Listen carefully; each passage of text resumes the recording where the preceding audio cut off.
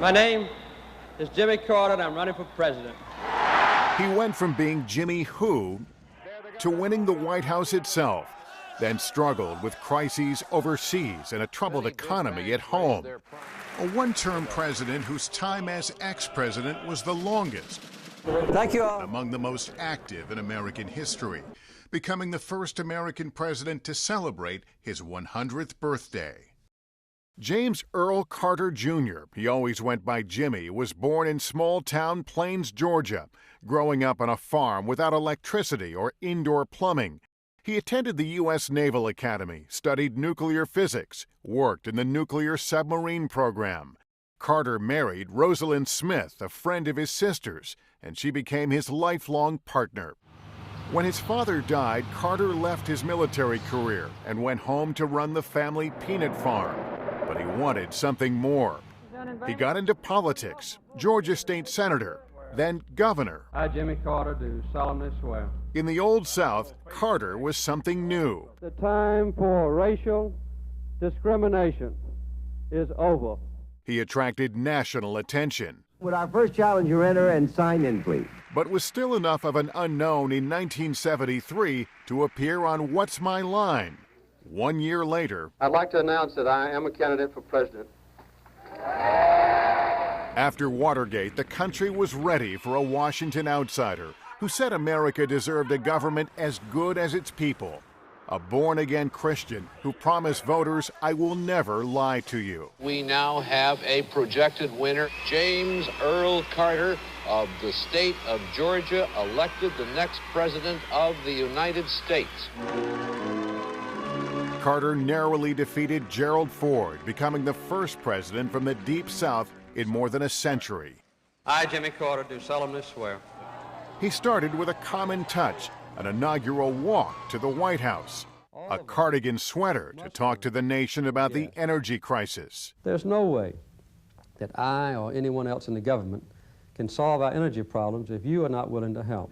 He became a champion of human rights. No member of the United Nations can claim that mistreatment of its citizens is solely its own business. And the Camp David Accord showed Carter at his best, idealistic, tenacious, leading marathon talks between Egypt's Anwar Sadat and Israel's Menachem Begin, achieving a peace treaty that is still in place today. But closer to home, Carter's inexperience and his distaste for political rough and tumble became serious handicaps. And when the economy tanked, so did Carter's popularity. He seemed to blame Americans themselves. The erosion of our confidence in the future. He looked weak, photographed collapsing during a run. And it got worse. In Iran, scores of Americans were taken hostage. I'm a candidate for president of the United States. Ted Kennedy announced he would challenge Carter for the nomination. The Soviets invaded Afghanistan, prompting Carter to boycott the Moscow Olympics. Above all, the hostage crisis consumed Carter's final year in office. Any encouraging news from Iran, Mr. President? No.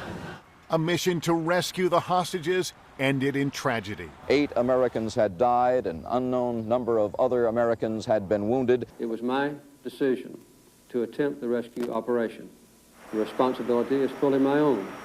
Still hoping for a second term, Carter beat Kennedy, only to face an even more formidable opponent. I'll bring new hope to America. Ronald Reagan projected optimism and confidence, and he didn't think much of Carter. There you go again.